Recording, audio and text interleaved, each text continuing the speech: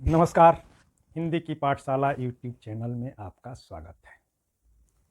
हिंदी साहित्य का इतिहास से संबंधित अब तक दो पाठों पर हम लोगों ने विचार किया कि हिंदी का आदि कवि कौन और हिंदी साहित्य के इतिहास ग्रंथ और इतिहास लेखन की परंपरा।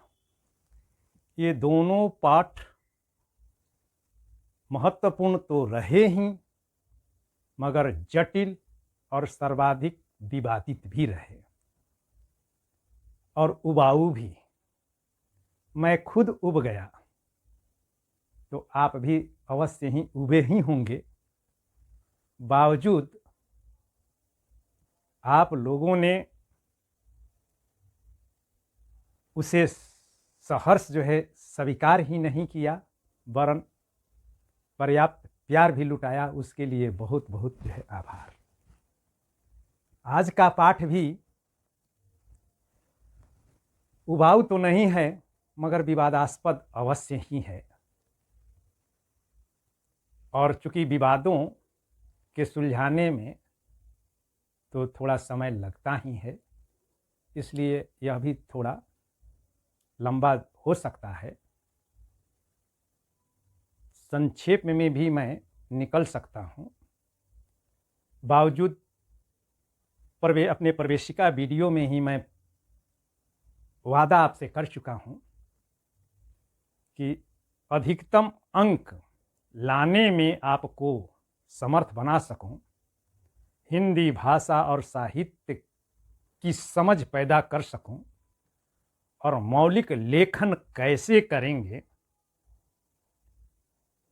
इसका सूत्र मैं आपको दूंगा। तो इस वजह से यह भी वीडियो कुछ लंबा होगा। तो आज का पाठ है आदिकाल का नामकरण। तो पिछले दो पाठों के अध्ययन के दौरान हम लोगों ने यह पाया था कि हिंदी जनभाषा और साहित्यिक भाषा के रूप में 10वीं शताब्दी के आसपास साहित्य में प्रकट होने लगती कि 1839 ईस्वी में पाश्चात्य इतिहास बोध की अवधारणा के आधार पर गारसा दत्तासी के द्वारा हिंदी साहित्य का इतिहास के लेखन की परंपरा आरंभ होती है।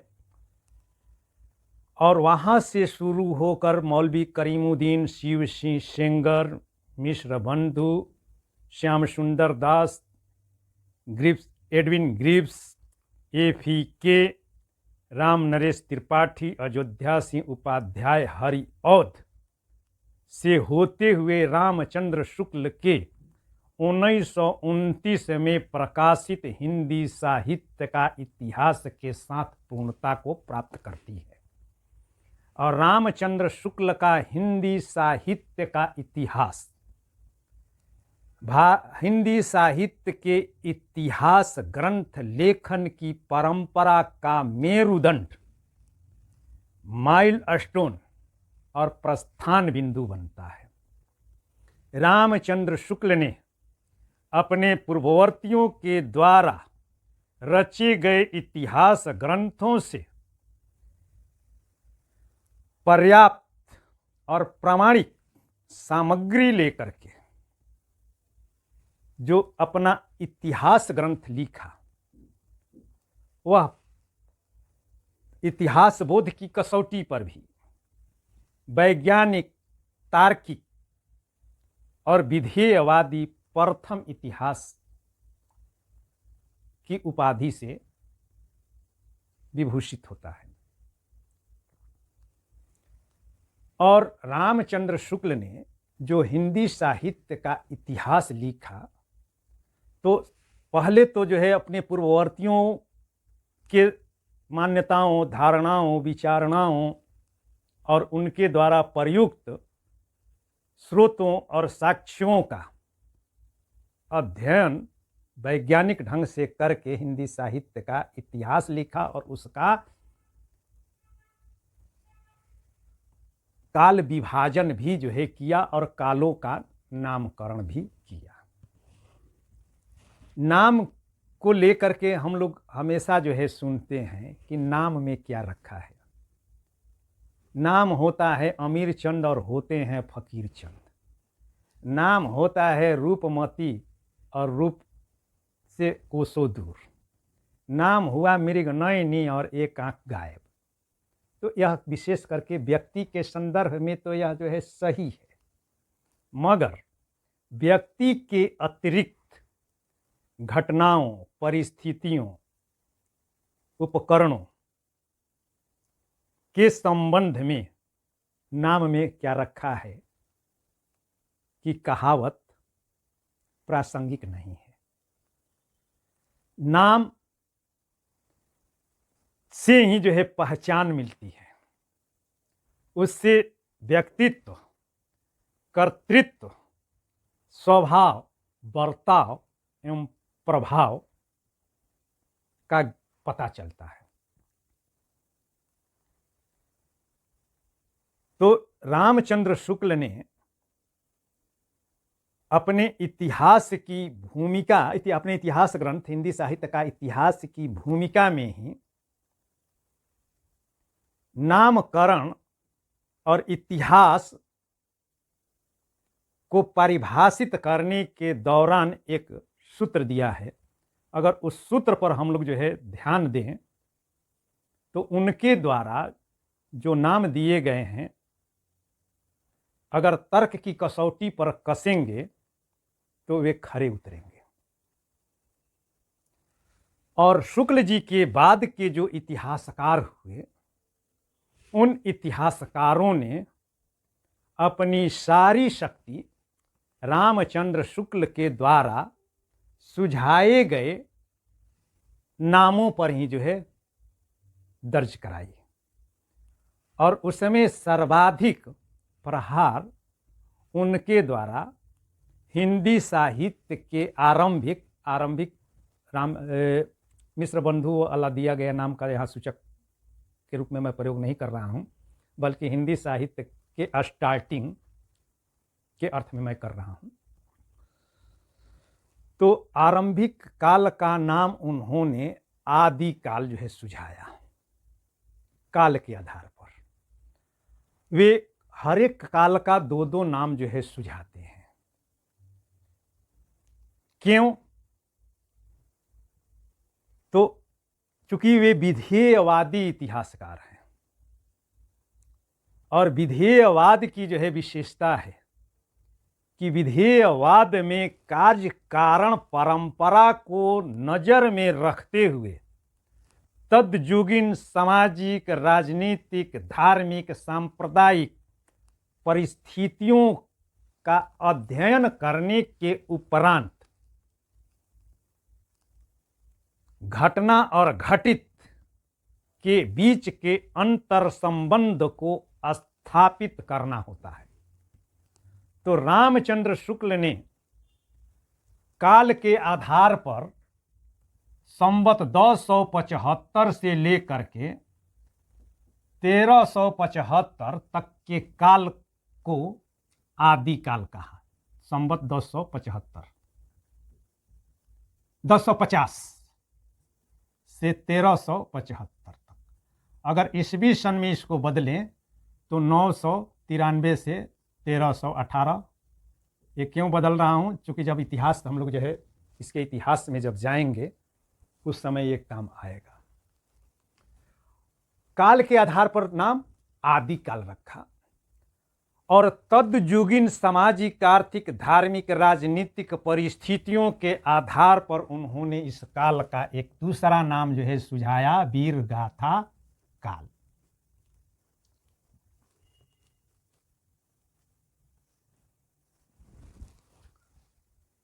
इससे जो है संबंधित प्रश्न आता है कि आदि काल को वीरगाथा काल कहना कहां तक उचित है। आदि काल को लगभग सभी विद्वानों ने काल के आधार पर रामचंद्र शुक्ल के द्वारा दिए गए इस नाम को स्वीकार कर लिया,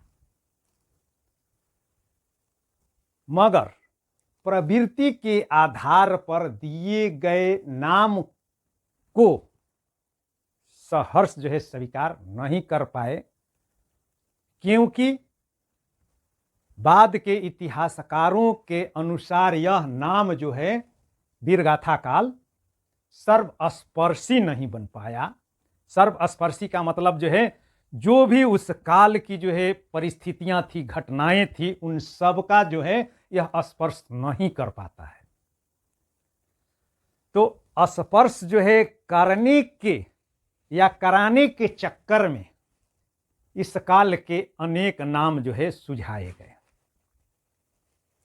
शुक्ल जी के पहले दो इतिहासकारों ने इस काल के नामकरण का जो है प्रयास किया था, जो मान्य नहीं हुआ या सर्वस्वीकृति नहीं प्राप्त कर सका। वे नाम हैं, उसका भी जो है जिक्र अभी कर लेते हैं।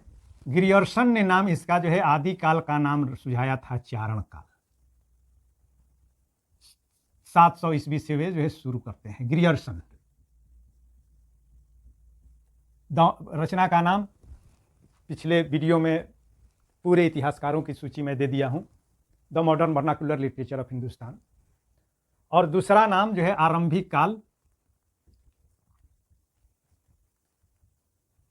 सुझाया गया था मिस्र बंधुओं के द्वारा।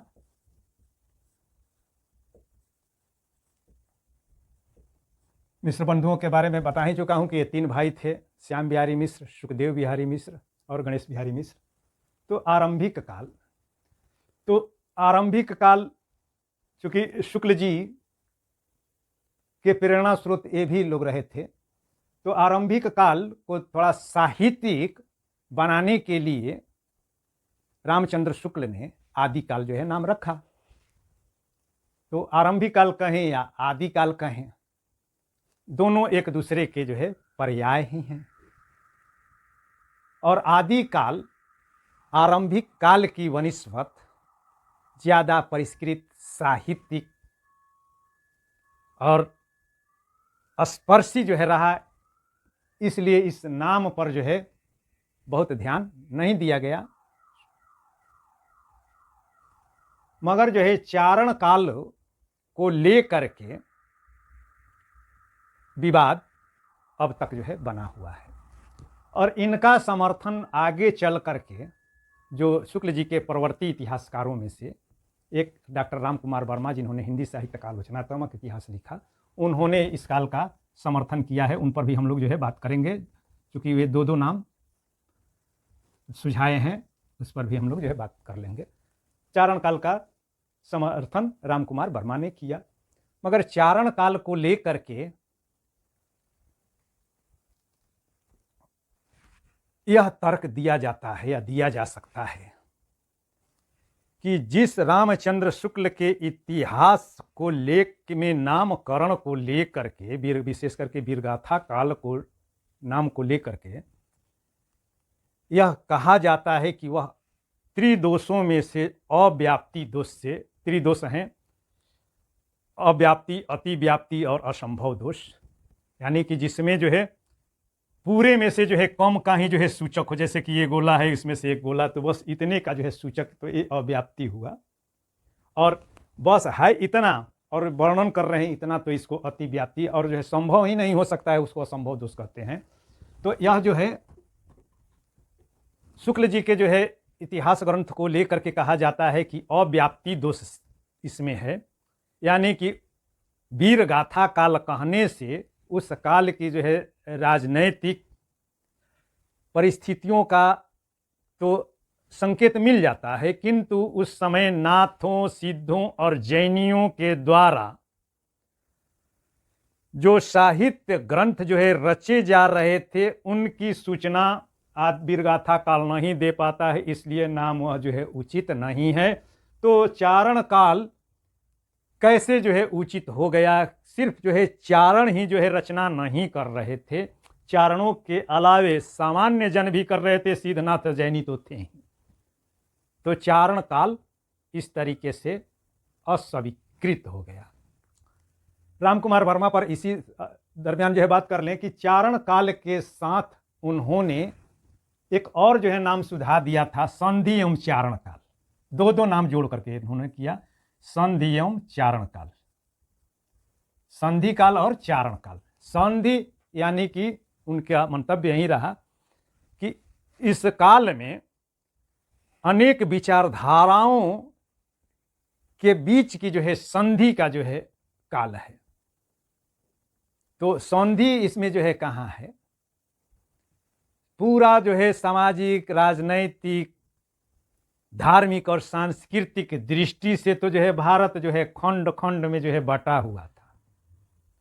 साहित्य में जो है अनेक जो है धाराएं विकसित हो रही थी, प्रस्फुटित हो रही थी। तो संधि कहाँ करा रहे हैं, किसके बीच जो है करा रहे हैं? ये दो दो नाम भी जो है संधि और चारण काल जो है चल नहीं पाया, अस्वीकृत हो गया।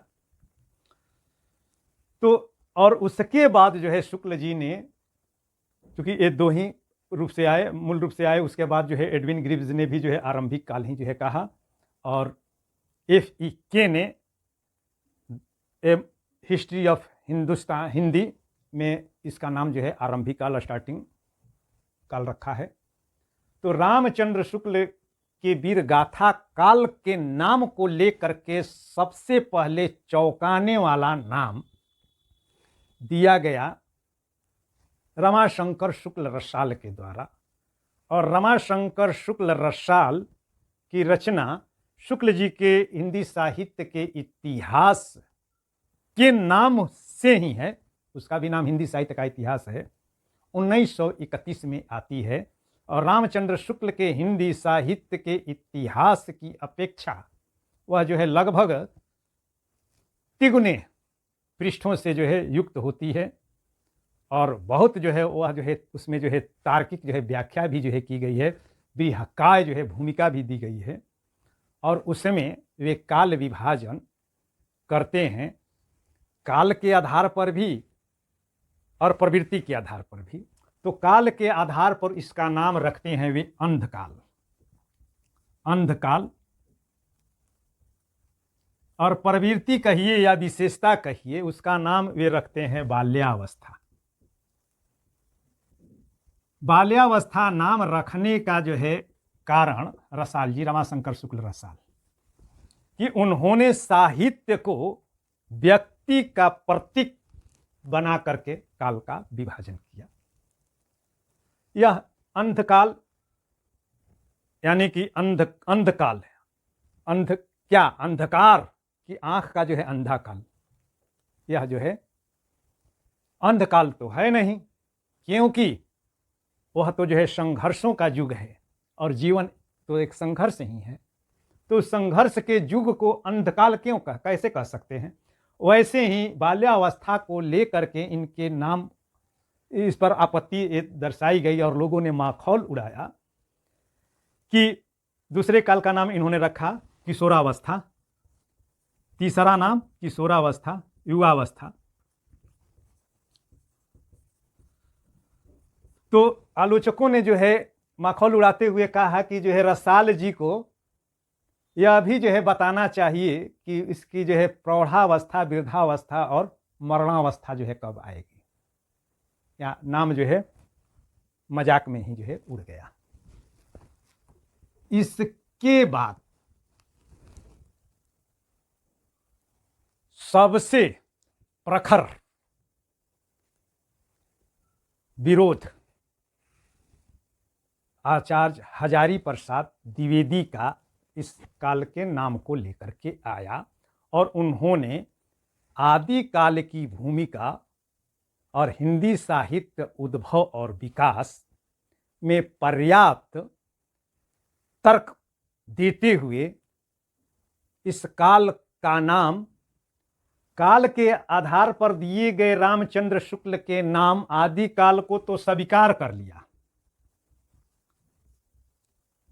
और प्रवृत्ति के आधार पर जो शुक्ल जी ने जो है नाम वीरगाथा काल सुझाया था, उसको एक गोल कर जाते हैं और कहते हैं कि प्रवृत्ति के आधार पर भी इस काल का नाम जो है आदिकाल रखा जा सकता है, क्योंकि इस काल में यह काल सिर्फ जो है हिंदी साहित्य के आरंभ का ही जो है सूचक नहीं है, वरन उस काल की जो है साहित्यिक प्रवृत्तियों का, परिस्थितियों का भी यह जो है आदि या आरंभिक काल है, जिसमें सूत्र रूप में वे सभी साहित्यिक विधाएं, परंपराएं,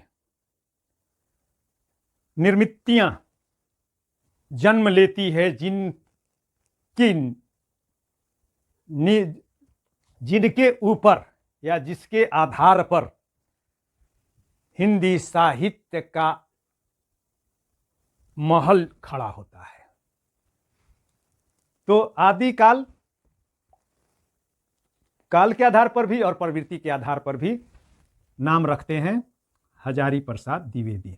अब इस पर जो है हम लोग जो है द्विवेदी, इस पर हम लोग जो है बाद में विचार करेंगे कि जो है मौलिक लेखन के दरमियान कि हम अगर जो है जिद पर जो है अड़े ही रहें, या कोई यह जो है कहे कि शुक्ल जी ने आरंभिक और चारण काल का विकल्प तो जो है काल के आधार पर दे दिया कि आरंभिक काल वे रख सकते थे, अब वीर गाथा काल का जो है आप विकल्प दीजिए ना। हजारी प्रसाद द्विवेदी जी से भी जो है यह सवाल किया जा सकता था, और आज के भी इतिहासकारों से यह सवाल किया जाना चाहिए कि आप अगर वीरगाथा काल नाम के प्रति इतने प्रहारक हैं तो आप जो है शुक्ल जी के द्वारा दिए गए वीरगाथा काल के नाम का विकल्प सुझाइए। और इसका उत्तर इनके पास अब तक जो है सटीक उत्तर नहीं आ पाया है, इसलिए शुक्ल जी के द्वारा वीरगाथा काल का जो नाम दिया गया है वह जो है उचित है। अब सर्वथा उचित है कैसे, ये हम लोग जो है अंत में देखेंगे। तो हजारी प्रसाद द्विवेदी ने जो है आदिकाल रखा। उसके बाद जो है शुक्ल जी के थोड़ा पहले जब सरस्वती पत्रिका के संपादक थे तो महावीर प्रसाद द्विवेदी ने इस काल का नाम रख दिया था बीज वपन काल, यानी इनके नाम रखने का, यह नाम रखने का औचित्य यह था महावीर प्रसाद द्विवेदी कि इसमें जो है जो आज का जो है हिंदी साहित्य का इतिहास है उस में से जो है एक विधा को छोड़ करके, गद्य विधा को छोड़ करके जितनी जो है विधाएं हैं, जितनी जो है प्रवृत्तियां हैं, उन सभी का जो है बीज बोया गया था आदि काल में, इसलिए इस काल का नाम बीज वपन काल होना चाहिए। तो इस पर जो है आपत्ति ये उठाई जाती है और यह जो है तर्क दिया जाता है, और इस तर्क के आधार पर इस नाम को खारिज किया जाता है कि वह बीज बोया नहीं गया है, सिर्फ जो है बीज के रूप में नहीं है। बीज तो जमीन में जो है धसी हुई रहती है, बाद में उससे अंकुरण होता है और वह पौधा बनता है। उस काल में तो समस्त जो है साहित्यिक विधाएं और जो है प्रवृत्तियां धरातल पर आ ही नहीं गई थी, लहलहा रही थी।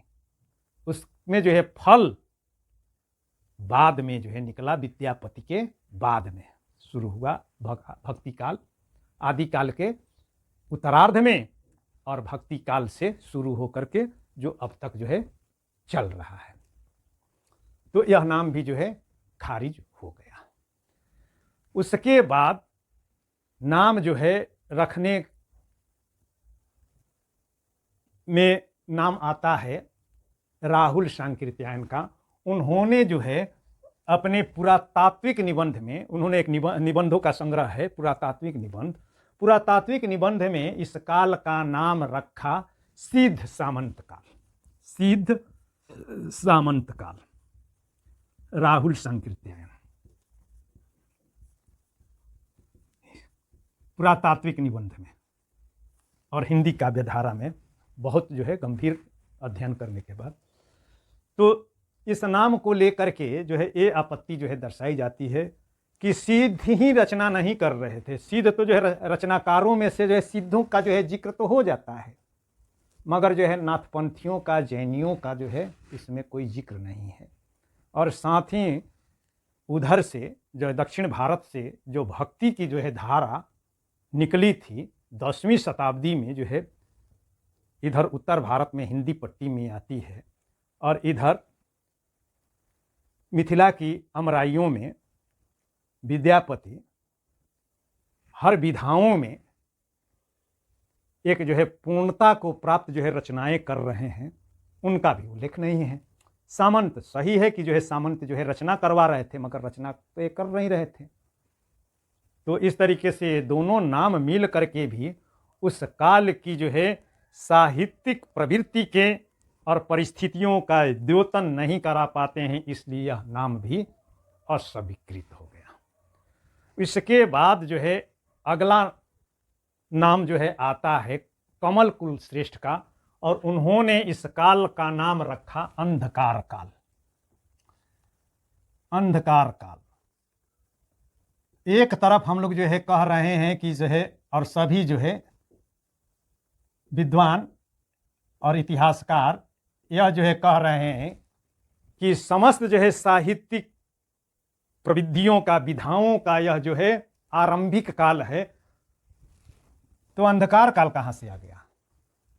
सब कुछ तो जो है इस काल में आ गया है, जो आगे उसका जो है विस्तार हो रहा है। अंधकार यानी कि शून्य, एक नाम भी आ जाता है, गणपति चंद्रगुप्त ने जो है दिया है, शून्य काल इसका नाम रखा है। शून्य काल हिंदी साहित्य का वैज्ञानिक इतिहास में गणपति चंद्रगुप्त,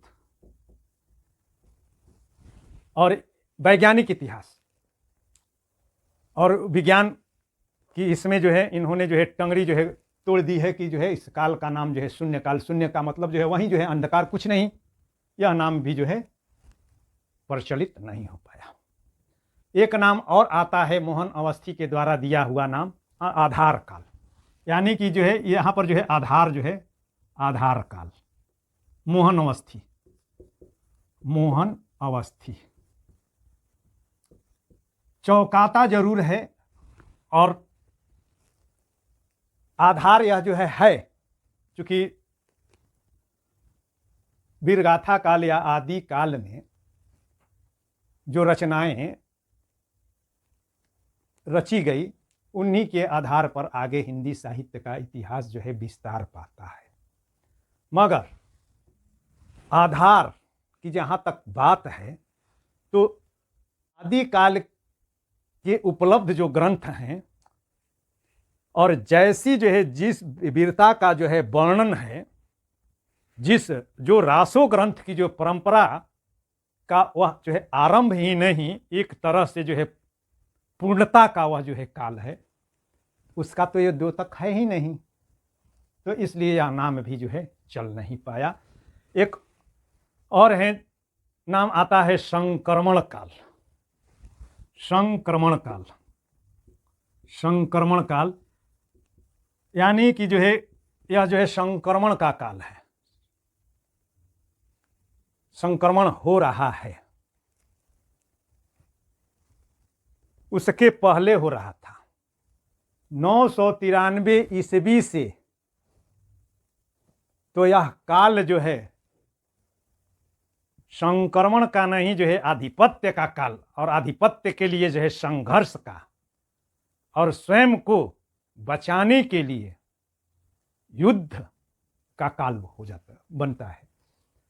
यह नाम जो है दिया गया है हरिश्चंद्र वर्मा के द्वारा, और जिसका समर्थन हरिश्चंद्र वर्मा, ये इतिहासकार हैं, इनका समर्थन जो है रामखेलावन पांडे जी करते हैं। रामखेलावन पांडे, यह अभी नाम जो है चल नहीं पाया। एक नाम और आता है अपभ्रंश काल। यह जो है गुलेरी जी का द्वारा, अपभ्रंश काल गुलेरी जी का दिया हुआ नाम है। अब तो जो है इस नाम के बारे में तो यही कहा जा सकता है कि हंसुआ के बियाह में खुरपा के गीत ही बात हो रही है हिंदी साहित्य की, और नाम ये जो है सुझा रहे हैं अपभ्रंश काल। नाम जो है प्रचलन में नहीं आ पाया। तो मूल रूप से जो है यही जो है नाम मुख्य जो है नाम हिंदी साहित्य के इतिहास के आदि काल को लेकर के दिए गए हैं, विशेष करके वीरगाथा काल नाम के विकल्प के रूप में। अब हम लोग जो है ये देखें, स्क्रीनशॉट ले सकते हैं तो ले लीजिए, वैसे मैं लिस्ट लास्ट में इसका जो है पीडीएफ में मैं दे दूंगा। हम लोग जो है मूल प्रश्न पर आ जाएं कि आदि काल को वीरगाथा काल कहना कहाँ तक उचित है। तो इस संदर्भ में हमें रामचंद्र शुक्ल के हिंदी साहित्य के इतिहास ग्रंथ की भूमिका पर जो है थोड़ा ध्यान देना होगा। वे इतिहास की परिभाषा देते हुए कहते हैं कि साहित्य का इतिहास क्या है, तो जनता की चित्तवृत्तियों का संचित प्रतिबिंब है। और आगे चल करके वे कहते हैं कि जनता की प्रवृत्ति बहुत कुछ राजनीतिक, सामाजिक, सांप्रदायिक तथा धार्मिक परिस्थिति के अनुसार होती है। ध्यान दे रहे कि इतिहास के ग्रंथ में जनता के चित्त की वृत्ति का उल्लेख होता है और उनके चित्त की वृत्ति में परिवर्तन सामाजिक, धार्मिक, राजनीतिक, सांस्कृतिक परिस्थितियों के अनुसार होता है। यानी कि उस युग की सामाजिक, आर्थिक, धार्मिक, राजनीतिक, सांस्कृतिक परिस्थितियों का अगर हम जो है अवलोकन करते हैं तो वह काल भारतवर्ष के लिए सर्वाधिक जो है संघर्ष का काल रहा है। अभी हम लोगों ने जो है आज से 12 दिन पहले ये देखा है, अयोध्या में राम लल्ला के प्राण प्रतिष्ठा के दिन और अब तक देश, पूरा देश राममय हो गया था। हर जगह जो सिया राम कहने वाले थे वो भी जो है जय श्री राम जो है बोल रहे थे। कुछ पीछे जाएं, कारगिल और पुलवामा की जो है बात करें, पूरे देश में जो है जोश का जो है संचार हो रहा था। 1857 की क्रांति को हम जो है ध्यान में लाएं, इसके पहले सन्यासी विद्रोह को, अंग्रेजों के विरुद्ध देशवासियों के द्वारा उनके कृत्यों के विरुद्ध किए जाने वाले प्रतिरोध को अगर हम ध्यान में रखें तो 993 ईस्वी नहीं 8वीं शताब्दी में ही, 9वीं शताब्दी में जिन इतिहास ग्रंथों में से एक खुमान रासो के जिसका जो है नायक है बप्पा रावल का जो है उत्तराधिकारी खुमान, जिन्होंने अब्बासी खलीफा अल मामुन के सेनापति के जो है अल मामुन के विरुद्ध देश के 40 राजाओं को इकट्ठा करके जो है संघर्ष किया था और इतनी बुरी तरह पराजित किया था कि अगले जो है लगभग जो है 200 वर्ष तक भारत जो है मुसलमानी आक्रमण से मुक्त रहा था, जबकि अब्बासी खलीफाओं के सेनापतियों ने जो है पूरे यूरोप और अफ्रीका को रौंद दिया था। तो खुमान के समय से जो है चली आ रही जो है वीरता का जोश जो है मरा नहीं था, व्याप्त था। और यही नहीं, वीरता का जो है उत्सव भी जो है प्रति वर्ष जो है मनाया जाता था। राम ने लंका में जाकर के रावण को जीता था, तो अपने देश के जितने राजपूत राजा थे, चूंकि वह राजपूत युग भी जो है कहलाता है, वह सामंत युग राजपूत युग कहलाता है, तो ये सभी राजा अपने को चंद्रवंशी और सूर्यवंशी कहते थे। ये जो है विजयादशमी के दिन सीमोल्लंघन नामक एक उत्सव मनाते थे और उसमें प्रत्येक राजा अपने जो है राज्य की सीमा का उल्लंघन करके दूसरे राज्य की सीमा में प्रवेश करता था और जो है स्वाभिमान सब में जो है आसमान जो है छू रहा था और छूता था, लड़ाई होती थी। गौर करें जो इसकी जो है चर्चा कि जब जो है जैसा जो है देश रहेगा और देश की परिस्थितियां रहेगी, कमोबेश पूरी देश की जो है पूरी जनता में वह जो है तत्कालीन परिस्थितियों के अनुसार उनके चित्त में परिवर्तन आता ही है। वो अलग बात है कि कुछ जो है व्यक्त करने के लिए बाहर निकल पड़ते हैं और कुछ जो है डूब के रह जाते हैं। तो उस स्थिति में हर पड़ोसी राजा विजयादशमी का पर्व जो है शुरू होने के साथ ही जो है सशंकित रहता था और जो है उसके कवि और चारण जो है आगत घटना से जो है आगत जो है होने भविष्य में यानी कि 10वें दिन होने वाले आक्रमण से अपने को जो है बचाने के लिए जोशीले जो है गीत गाते थे और युवकों में जोश का जो है भाव भरते थे। यहां तक कि जो है परमाल रासों में भी जो है कहा गया कि जाकी और सिर्फ जो है सीमोल्लंघन ही नहीं करते थे वरन जो है जा करके बहु बेटियों को भी जो है हरण करते थे। यहां तक रासो ग्रंथ में आया है कि 12 बरस लो कुकुर जिए 16 बरस लो जिए सियार बरिस 18 क्षत्रिय जीवे आगे जीवे को धिक्कार। यानी कि जो है उस क्षत्रिय का जीना जो है धिक्कार लायक है जो 18 वर्ष का हो गया और युद्ध के मैदान में जा करके जो है तलवार नहीं चलाया। कभी जो है समाज से जो है कभी भी जो है बाहर जा करके जो है ख्याति नहीं प्राप्त कर सकता है।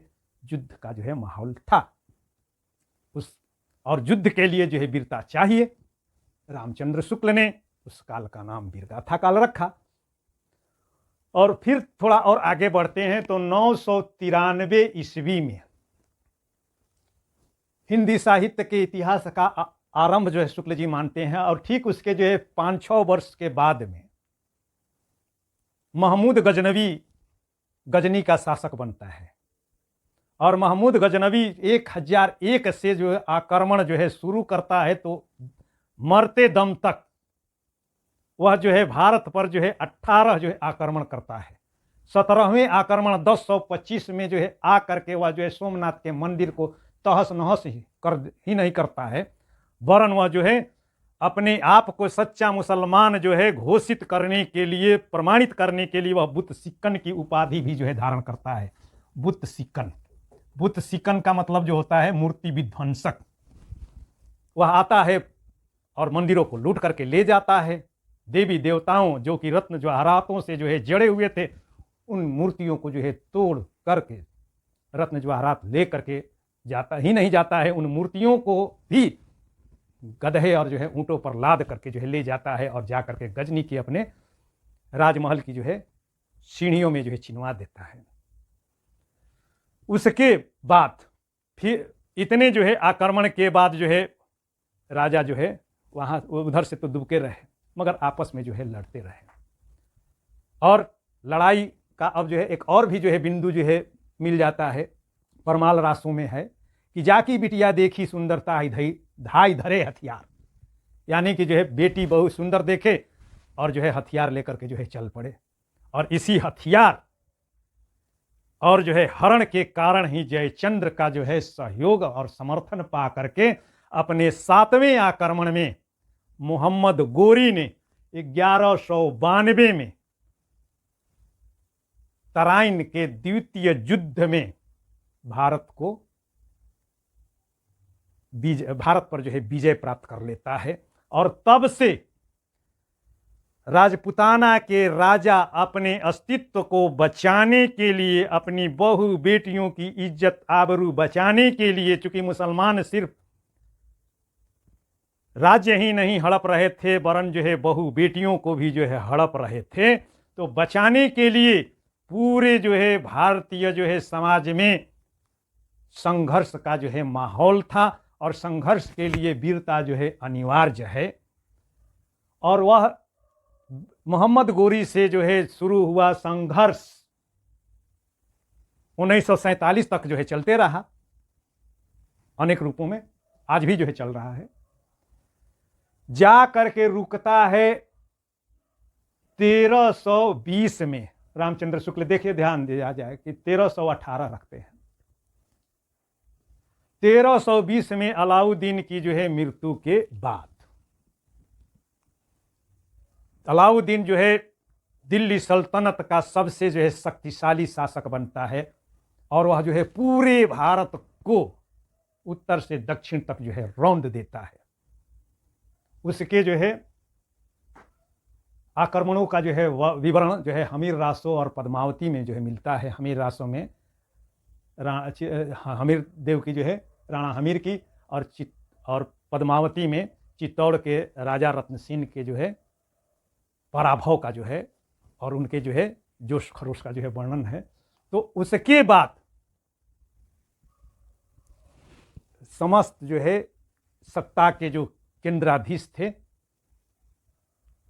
तहस नहस हो जाते हैं और उसी के साथ जो है वीरता के जो है गीत के जो है गायन की जो है परंपरा का अंत भी होता है।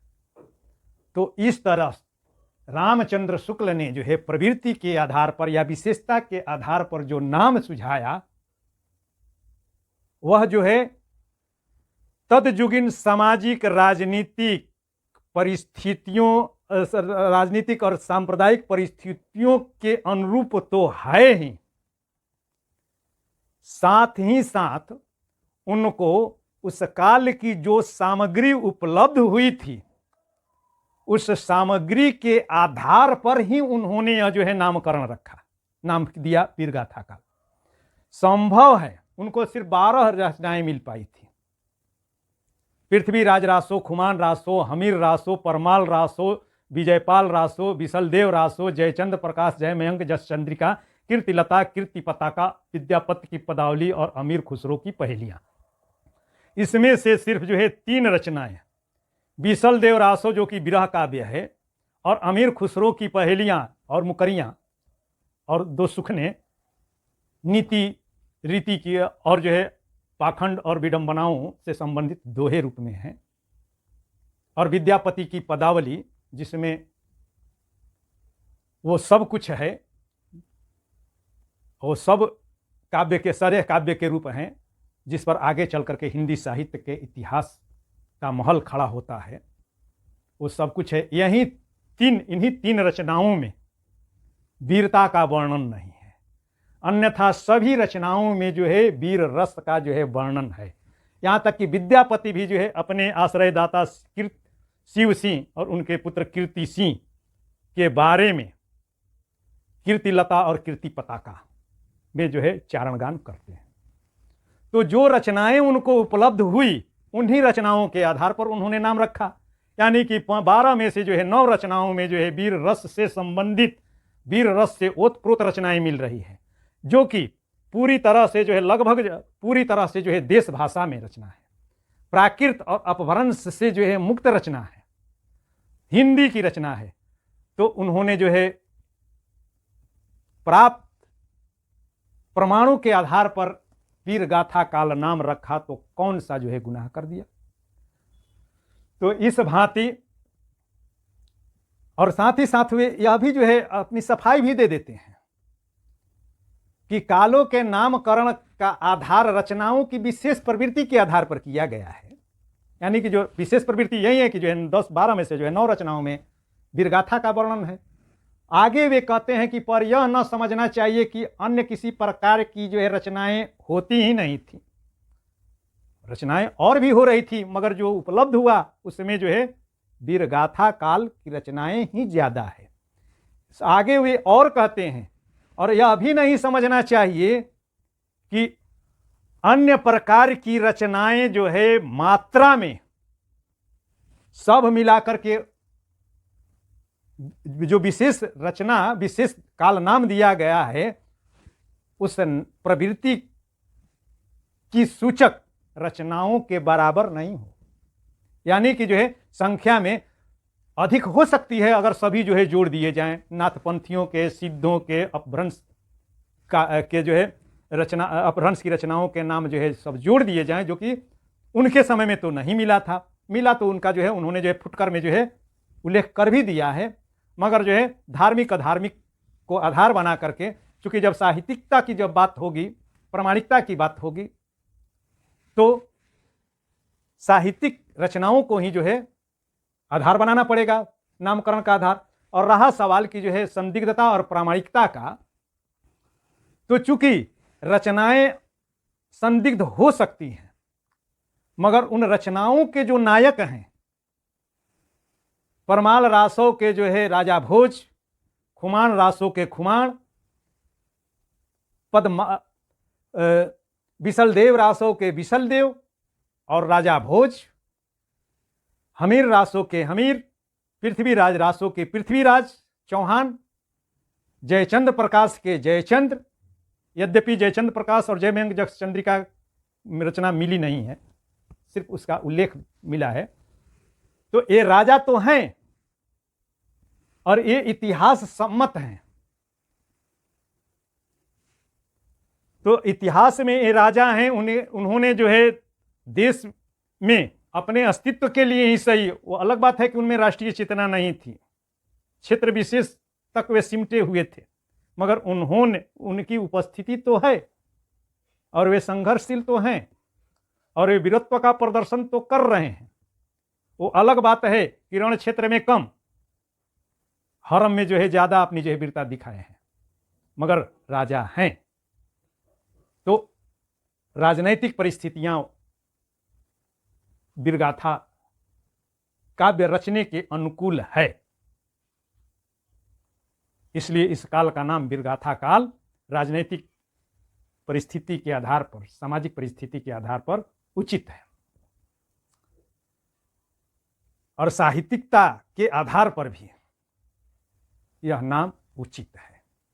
तो इस प्रकार हम कह सकते हैं कि रामचंद्र शुक्ल के द्वारा हिंदी साहित्य के इतिहास के आदि काल का प्रवृत्ति के अनुसार दिया गया वैकल्पिक नाम वीरगाथा काल नाम तब तक जो है उचित ही नहीं, ग्राह्य और स्वीकार्य रहेगा, जब तक कि हिंदी साहित्य के इतिहासकार वीरगाथा काल नाम का कोई विकल्प नहीं दे पाते हैं। तो इस तरीके से रामचंद्र शुक्ल के द्वारा हिंदी साहित्य के इतिहास में जो इतिहास का जो आरंभ होता है, उस काल का नाम काल के आधार पर आदिकाल और प्रवृत्ति या विशेषता या तद्जुगिन परिस्थितियों के आलोक में वीरगाथा काल कहना सर्वथा उचित है। बहुत नमस्कार और बहुत बहुत धन्यवाद। आज भर इतना ही, और ऐसे ही जो है मेरा मनोबल बढ़ाते रहिएगा। टीका टिप्पणियाँ जो है उधर से जारी रहनी चाहिए और इसे लाइक, शेयर और सब्सक्राइब भी करते रहिए। बहुत बहुत धन्यवाद।